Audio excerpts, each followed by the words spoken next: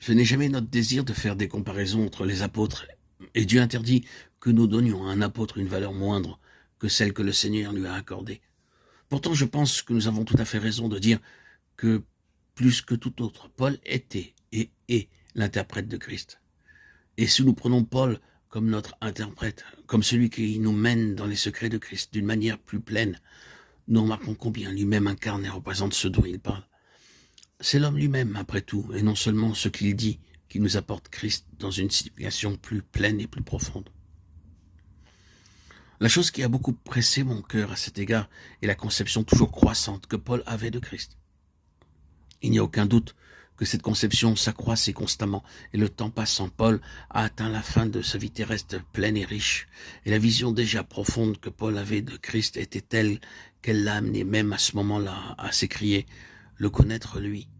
Oui, au début, il avait plu à Dieu de révéler en lui son Fils, mais à la fin, il était comme s'il ne connaissait rien de Christ. Il en était venu à découvrir que Christ était incommensurable au-delà de sa pensée et de sa conception, et il fut introduit dans l'éternité avec ce cri sur les lèvres, le connaître, lui. Je regarde toute chose comme une perte à cause de l'excellence de la connaissance de Jésus-Christ, mon Seigneur. Ainsi je connaîtrai Christ.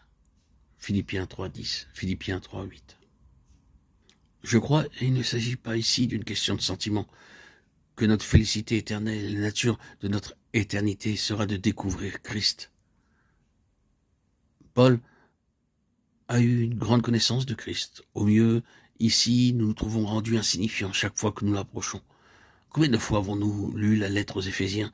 Si nous l'avons lu pendant des années, des vingtaines, des centaines ou même des milliers de fois, je n'exagère pas quand je dis que chaque phrase peut nous retenir à nouveau, toutes les fois où nous revenons à elle. Paul savait de quoi il parlait. La conception de Paul était vaste. Mais néanmoins, il dit encore à la fin, le connaître lui. Je ne pense pas que nous connaîtrons Christ en plénitude au moment où nous paraîtrons dans sa présence.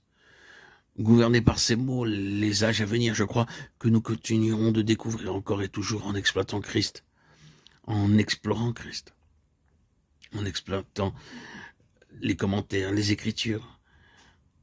Cette conception toujours croissante de Christ était la chose qui a maintenu Paul en vie, ainsi que son ministère. Il n'y avait jamais de stagnation chez lui. Il n'est jamais arrivé à un point ou à un niveau où il y a eu la suggestion que maintenant il savait. Ce qu'il semble dire est ceci.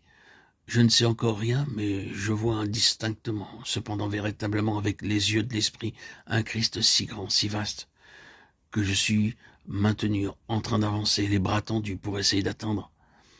Je presse le pas. Je laisse les choses qui sont derrière. Je regarde toutes choses comme des ordures à cause de l'excellence de la connaissance du Christ Jésus, en vue de le connaître lui. Dans cette conception croissante de Christ, Paul s'est placé loin de la position de l'enseignant juif ou du juif lui-même, dans ce qu'il a de meilleur.